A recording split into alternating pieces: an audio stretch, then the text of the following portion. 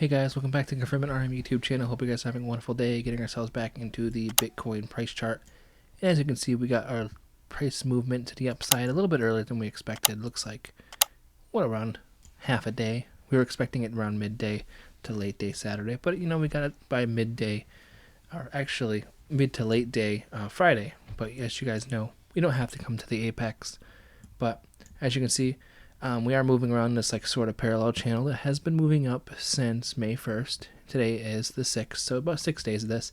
You see, hitting itself on top of the trend here, moving itself to the middle, but also catching itself here around the 1618 on the short term, and as well as the 702 on the longer term, right over here around 29,440. But it is getting wedged there at the moment. So what are we expecting? You can see that our range is down here to around $29,100, and sort of moving its way up over time. But let's see how things are looking on a macro view.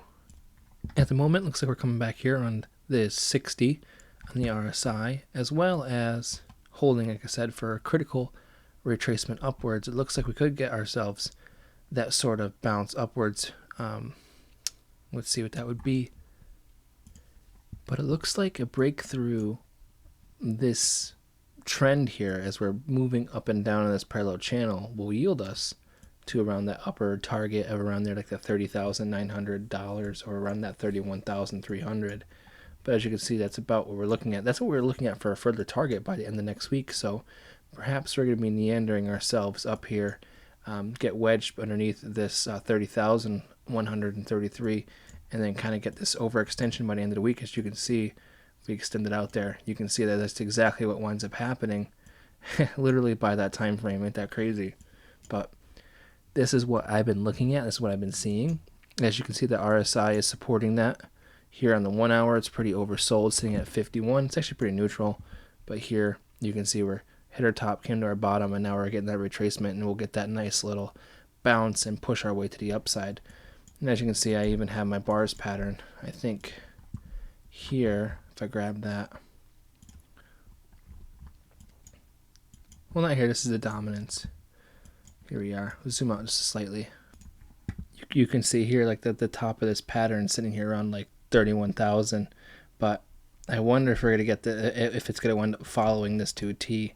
But we're gonna have to find out, because this is obviously one of the scenarios I'm looking at, getting our retest back to the bottom of this trend and then pushing its way out.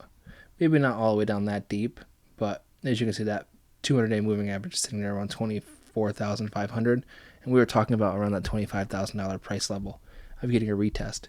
But let's see what happens nonetheless. But I hope you guys are having a good morning, afternoon, evening, wherever you are.